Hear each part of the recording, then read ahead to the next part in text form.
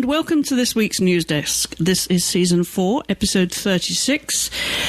I'm Chris Stafford alongside Nancy Gillen, and we are recording on September 19th, which is no doubt a date that neither of us will forget, Nancy. Yeah, it's been quite a poignant day here in England and across the world, actually, I suppose, with everyone tuning in. But yeah, it's been a bank holiday over here because of the Queen's funeral, which took place this morning. So, definitely one that will go down in history. Some extraordinary scenes. I was up at the Crack to watch the coverage, being 5 hours behind. So I wanted to watch, the preliminary stages of it, because there was so much pomp and circumstance and tradition and military precision and organisation all coming together for this unusual event, which, left us, I think, with images that we will never forget the event, because those images were so powerful, much less the sentiment around it.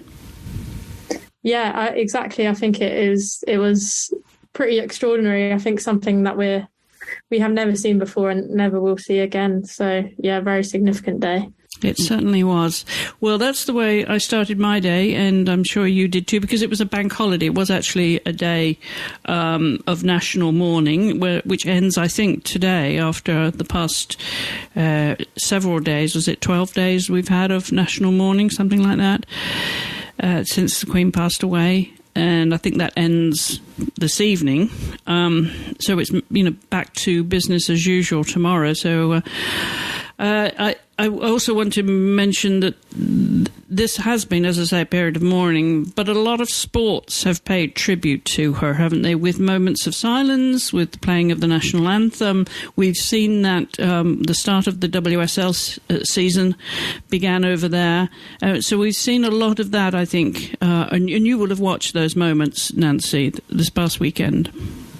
Yeah, and I think the weekend after she passed away, I think a lot of sport was suspended for the weekend, but it returned this weekend, and like you say, it was quite a fitting opportunity for people to pay tribute with a minute's silence or singing of the national anthem. So it was quite a good collective way of paying tribute. Yeah, it certainly was. And we're going to do a roundup of the WSL seasons that kicked off, because there were some surprises along the way, and a very exciting weekend. And you'll have a lot of that detail in a minute. But I know you'll understand if I want to kick off with the news that this weekend we saw a new world champion crowned in the sport of eventing, my sport, and it came in the form of British eventing's rising star, Yasmin Ingham. And Nancy, I think I mentioned to you this in text, we talked about it, this young lady, 25 years old, it was her first championship, first time ever being on a team. And she gave notice through the way she's come up in the sport. And then with this particular horse, Banzei du Loir, she came over here to Kentucky in the spring, competed in her first 5-star competition with him. And she was second to Michael Young, no less, which takes a bit of doing in of itself. But then she goes on to Pratoni del Vivaro in Italy for the World Championships this past weekend. And she beat him. She was third after dressage. She was second after cross-country. Then he had some fences down yesterday, which moved her up. And so she was crowned the world champion. So, I mean, this is huge because she's only 25, as I said. She was very successful as a young rider when she went through ponies.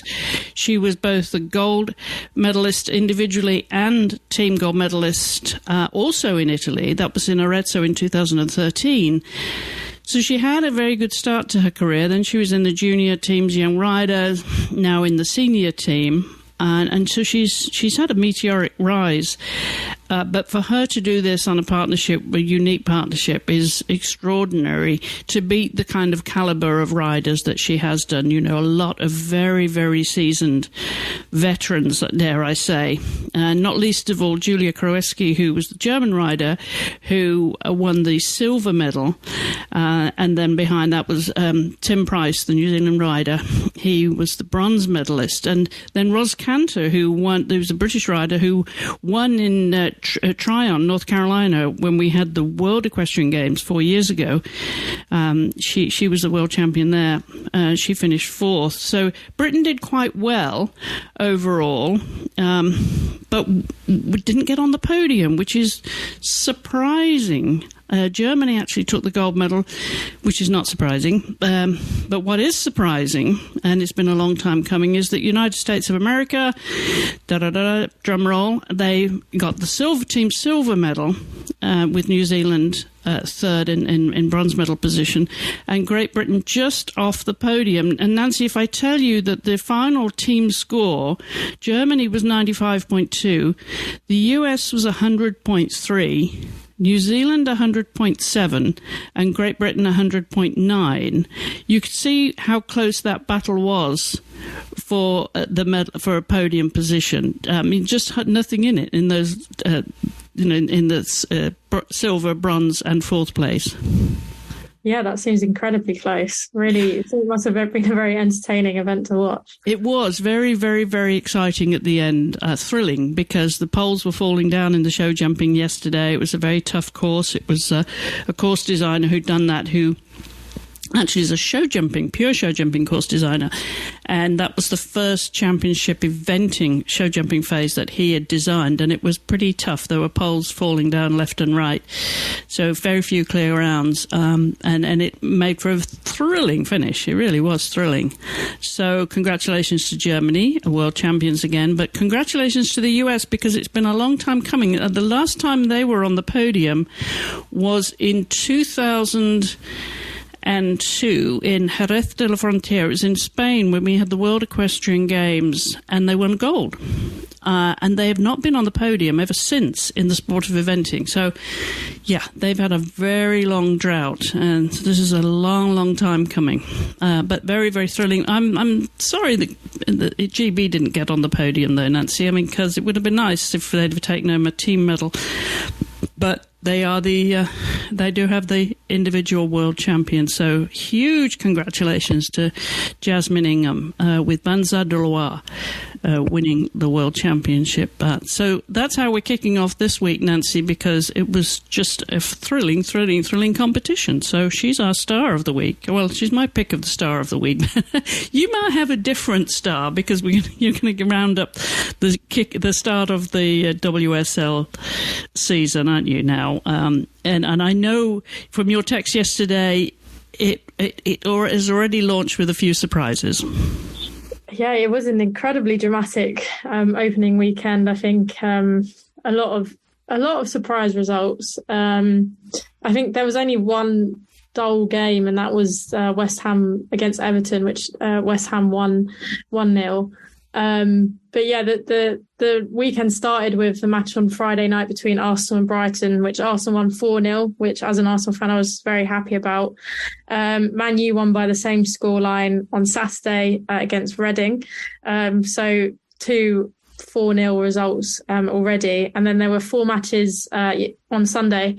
And these were kind of the ones that really put the cat amongst the pigeons. Aston Villa, Man City, the first match of the day. And this was I was kind of sensing a bit of an upset in this one because Man City have lost so many players over the summer, not least the likes of Lucy Bronze and Kira Walsh, who have gone to Barcelona, Caroline Weir, who's gone to Real Madrid, Georgia Stanway, who's gone to Bayern.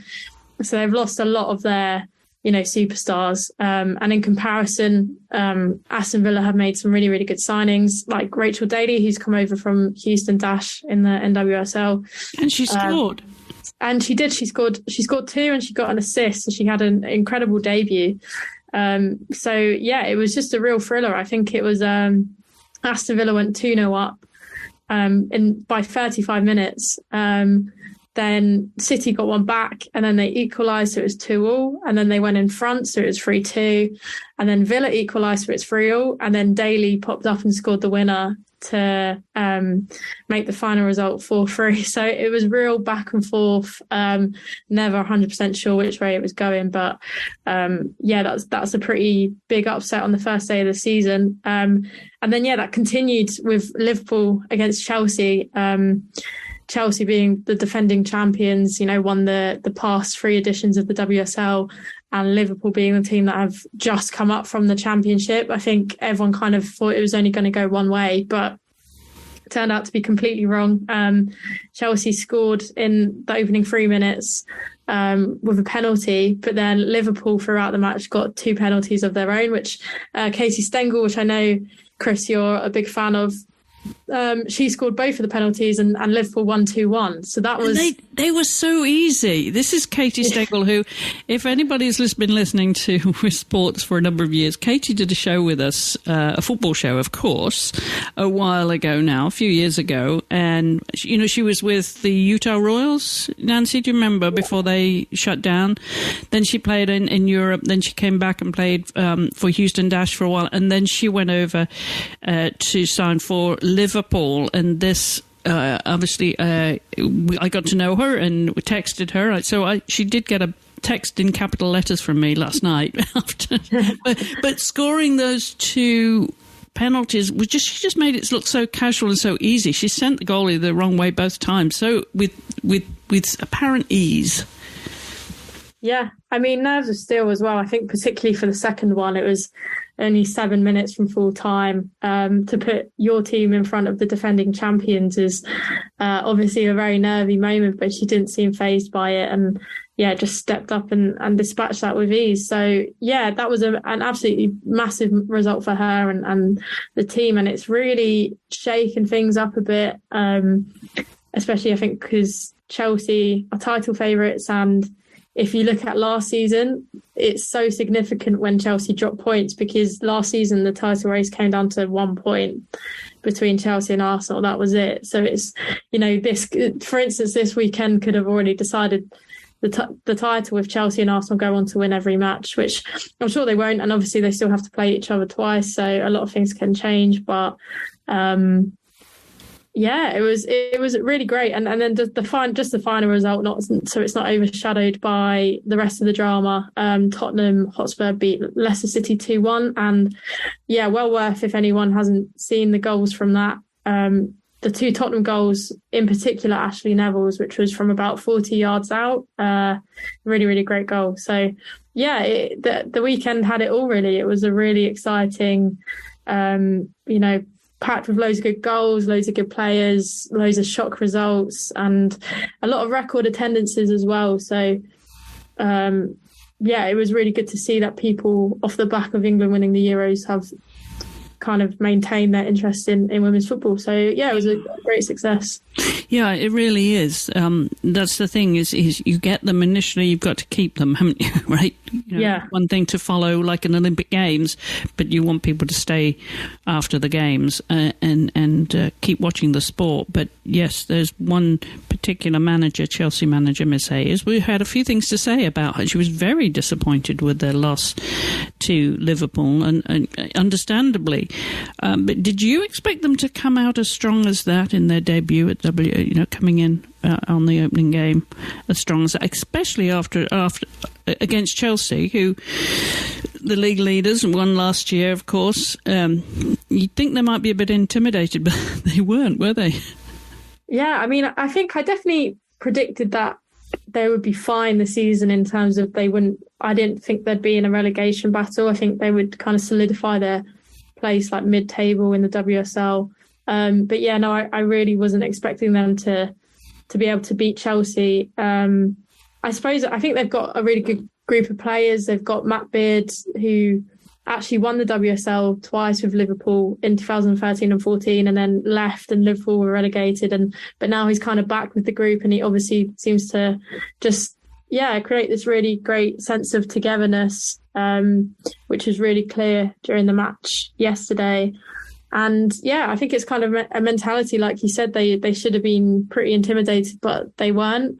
They really took the game to Chelsea. So they did. Yeah, I was really impressed by them. So definitely, a team to watch this season. Certainly. And in Emma, as she said, Emma Hayes was going back to the drawing board before they meet them again. Yeah, I mean, it's. I think, she's going to be really kind of scratching her head. Just not even against Liverpool, I suppose, for the rest of the season, to make sure that they don't drop any more points. But she did say, Nancy, that that goal by Sam Kerr that was disallowed, she was offside. Yes. Do you remember? Yeah. She said if that had been allowed, if she had not been offside and the goal, and she went on to score, she thinks that would have been a game changer. And she said, we would have owned the game. We're paraphrasing something like, we would have killed the game. Then we'd have. What she was saying was taken control of the game. Did you agree with her that it would have been a game changer? Yeah, I don't doubt it. In that, obviously, they would have. I think that would have made it 2-0, wouldn't it? And obviously, that's a completely different scoreline. But I just think, like, that is football. Decisions don't always go your way, and I suppose you have to just perform well enough outside of those decisions to make sure that you're still winning. I'm sure there'd be plenty of things that go Chelsea's favour. It always seems to kind of balance it out throughout the season. But if you're going to foul somebody, don't foul Katie Stengel in the area, because I mean there were a lot of other deficiencies in that Chelsea performance. They should have been performing at 1-0. They shouldn't have been relying on a second goal to win the game, essentially. So, I don't think she can complain too hard. I think she's got a case to be, upset about, but I don't think she can kind of put the whole game on that decision. No, I agree. But the offside decision actually reminds me of a table I saw over the weekend about who was leading over here in the NWSL for offside calls, and guess who is leading that by almost double everybody else, way out ahead in the NWSL? Is it San Diego? No, it's a player. Oh, a player. Sorry, Alex Morgan. Yes, absolutely. Yeah, way ahead. Like 32 so far this season, and the season's not over yet. Yeah, and the others were majority were around 17, I think it was. But I thought that was an interesting statistic. Very call it enthusiasm. Yeah, she's just very, very keen to score goals. And I mean, she still is scoring goals as well, so I suppose it goes hand in hand. Yeah, it certainly does. Well, speaking of San Diego, who was breaking records this weekend as well over here in the NWSL with record attendance, Nancy, 32,000. And that was at their new ground for San Diego. So that was pretty impressive. I mean, and it's not full. I don't think it's full, but it's a record attendance for the NWSL.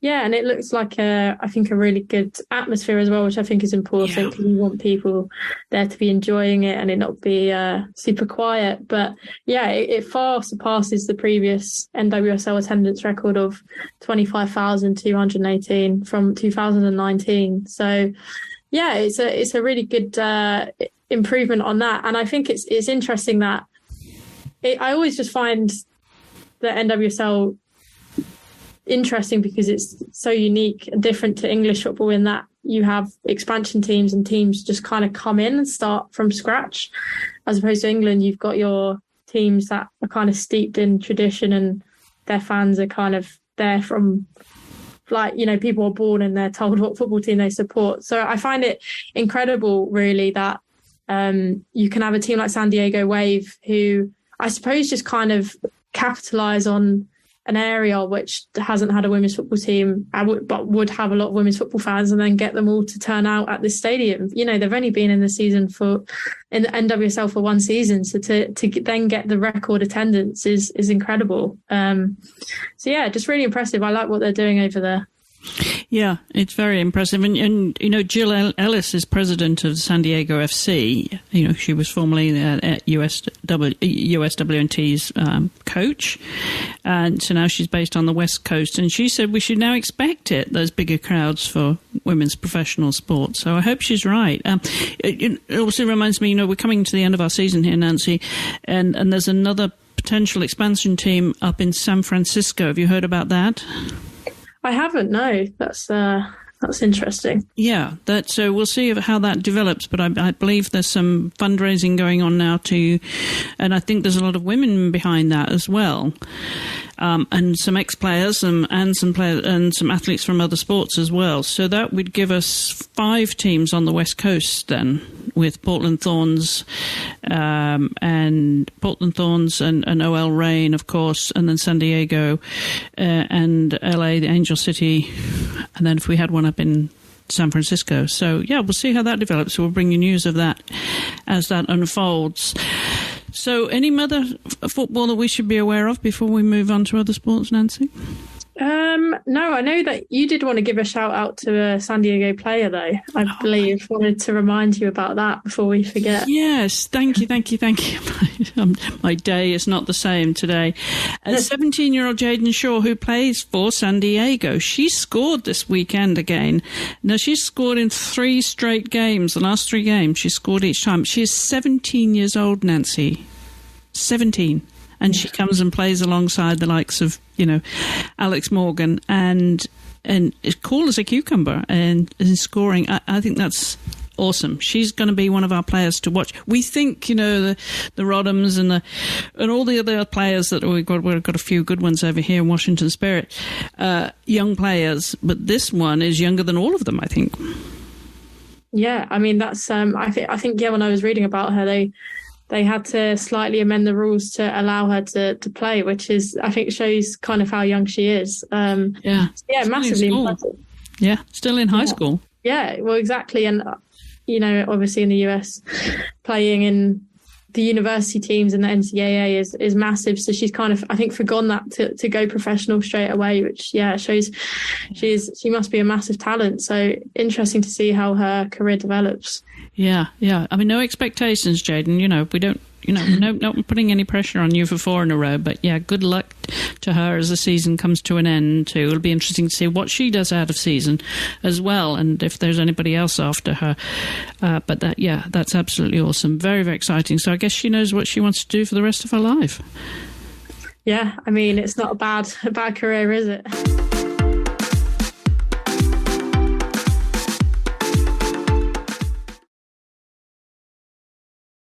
All right, we're going to move on to WNBA now. You've got some news about the Las Vegas Aces.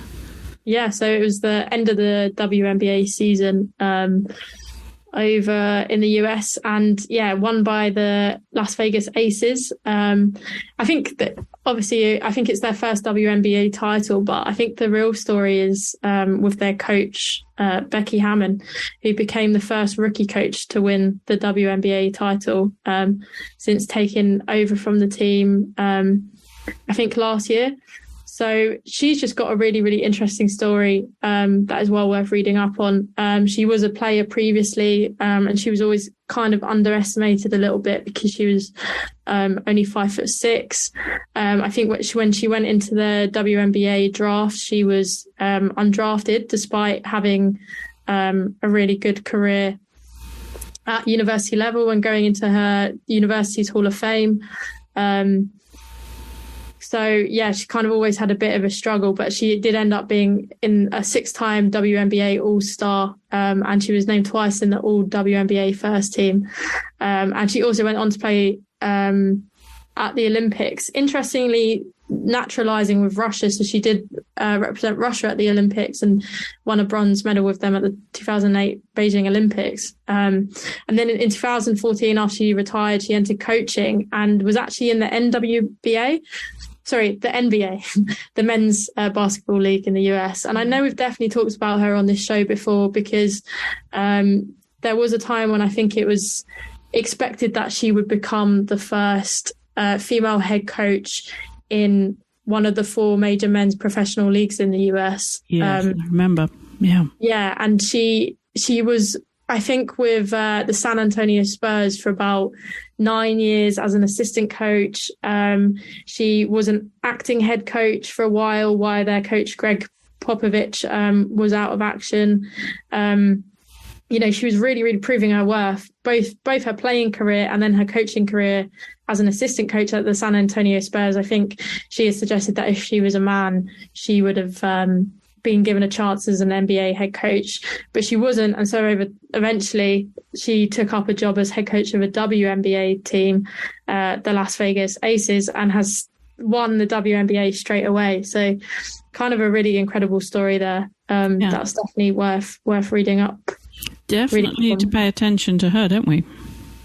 Yeah, I think it's a kind of a story of someone that has constantly been underestimated and then constantly proves people wrong, really. Yeah. Well, Emma Hayes has done that, successfully for Chelsea, and there was talk about, what a great coach she would be on a men's team as well. But Chelsea women do not want to be losing her anytime soon. But, these do stand out coaches that in different sports, Nancy, that, really make men pay attention, because they haven't had the respect maybe in the past, and certainly when they've been assistant coaches, and maybe stay assistant for a long time in different sports now. Yeah. And I think you I suppose when you're a female coach, you always have to just be that much better than your male counterparts to kind of, stand out, I guess, and prove that you can be, at that level, which is such a shame because it's ridiculous that female coaches have to do that. But hopefully people like Becky, Hammon are changing that now. Yeah, for sure. Well, congratulations to her. We're going to move on to a tennis story now, just as we thought things were quietening down after the last Grand Slam. But this is news from Czech teen Linda Fruhvitova. She had a win the other day. Another 17-year-old, Nancy. Yeah, and she won the Chennai Open, and in doing so, moved into the world top 100 on the WTA tour, and actually became the youngest tennis player in the top 100, taking over from Coco Gauff as the youngest. So she's 17 years and 141 days old. So yeah, a while till she's 18 as well. And she also became the youngest singles champion on the tour since Coco Gauff won the Palmer Open last year at 17 years, 70 days old. So it's I want to know if you counted the days. Did you do that, or did they do that for you? Oh, I didn't do that. No, that was an article on the WTA Tour website. I was, not quite that level of detail from myself. But yeah, she defeated Magdalena of Poland 4-6, 6-3, 6-4. So coming back from one set down to win the title. And yeah, she clearly has a really, really bright future, and yet another young tennis player to keep an eye on. Yeah, very, very exciting. Good for her. I'm sure Martina Navratilova is watching that with interest too, being a Czech teen. And a Czech teen herself when she first caught the attention of the world of world tennis. So yeah, good luck to Linda. We're watching. Do you know what her ranking is right now, then, Nancy? Linda's? Not yet. It's I think I'm not sure if they've updated it yet, but she was meant to definitely move into the top 100. So somewhere in the top 100. Right. Okay. Cool. All right. We will watch that with interest. Finally, one more story this week comes from rugby. Yeah, so we're getting closer and closer to the Rugby World Cup, which is starts on the 8th of October. So England, who I think it's fair to say are pretty one of the favourites. I think probably the favourite, given that they've on a really impressive unbeaten streak. I think on a 25 match winning run, I think it is now. So yeah, England. 5? Is it? Yeah. Really? Good grief! And I think that's over like 2 to 3 years. So it's a very, they haven't lost a match in a very long time, and that does also include two test matches against New Zealand as well. So it's not. And we talked about the state of New Zealand rugby, right? Because they got really hamstrung, didn't they, with COVID, not being able to play internationally, and they were always the team to the All Blacks were always the team to they're known for their rugby, probably more than any other sport. So when we started beating them, that was a big turnaround too. But that kind of win streak is extraordinary, Nancy. That's so exciting. They must be full of confidence going into these in this World Cup. Yeah, and they played Wales in their final warm-up fixture last week, and they won 73-7. So it's a pretty emphatic result there, really, against a team that aren't too bad. So the 32 player England squad for the World Cup is expected to be announced tomorrow morning. So we'll keep an eye out for that. But the Independent has found, well, from some sources, they found that the experienced scrum half Natasha Hunt is set to be a surprising omission from the squad. So she's won 60 caps and won the World Cup in 2014. And I think it was thought that she would be included because she returned to international duty during the Women's Six Nations. But Leanne Infant, Claudia McDonald and Lucy Pack are believed to be Simon Middleton's scrum half options. So, yeah, I guess that is kind of the downside when you have a team that is so competitive and so much talent in it, is that so there's always going to be those kind of high profile omissions. People are going to be missing out because the level of talent is just so high and competitive. Yeah, he's a very lucky coach. He's spoilt for choice, isn't he? Yeah, he really is. I mean, yeah, you'd be pretty excited heading into the World Cup. And Poppy and Bryony Cleal, hopefully that, Poppy used to host our rugby show, so we followed her career. She's just gotten better and better, and she and her twin sister Bryony, presumably they're in that 32 woman squad to be named. Hopefully we'll see that. I'm pretty sure Poppy will be, don't you think? I mean, I'm sure she will. I think she's definitely been one of England's best players for quite a while now. All right, well, that's coming up in October, so stay tuned for that. The World Cup from New Zealand and Australia. They're playing in both countries, aren't they? Yes, so it's spread across the two. Yeah, fantastic. All right, well, I think that about wraps it up for this week. Nancy, have you got any running news? How's your training going? Just kind of been keeping it up, really. Have done a couple of park runs in my local park. Just getting back into a routine, really. Well, guess what I just found out? Sent a friend who obviously was thinking about me, sent me this recently, that I'll soon be able to bike coast to coast on a trail across 12 states from East Coast to West Coast, or vice versa. How about that? That's 3,700 miles. Wow. That's it. So are you doing that, or is it? I don't know. Well, she's just sent it to me, and I'm thinking, oh, yes, I'd love to do this. You've been very tempted by it. I would be hugely tempted. But I heard recently that there's also one down the East Coast. You can go from Maine all the way down quite close to the coast, not against, not on the coastline, but it's East Coast, down the eastern seaboard, down to Florida, to Key West from Maine, and that's 3,000 miles.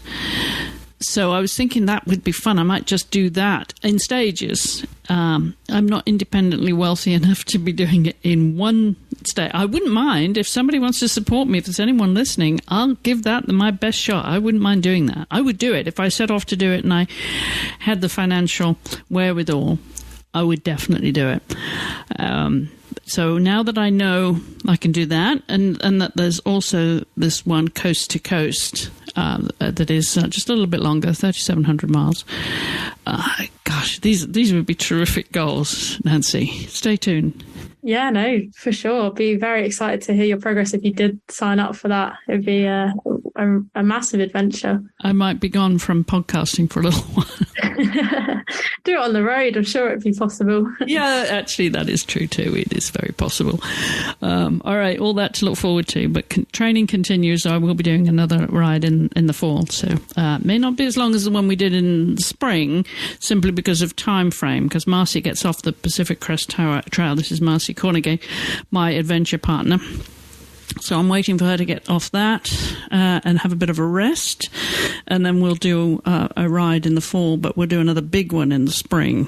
But now I know about these other two. I might have to start planning these.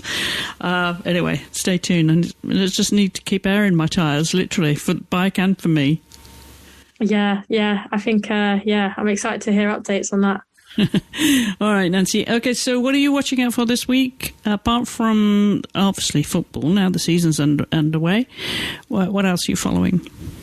You know what? That's a really good question. I know the Women's Basketball World Cup starts soon. I think this week. WSL football. We've got Champions League, Women's Champions League matches tomorrow with Arsenal playing Ajax in one of the qualifying rounds.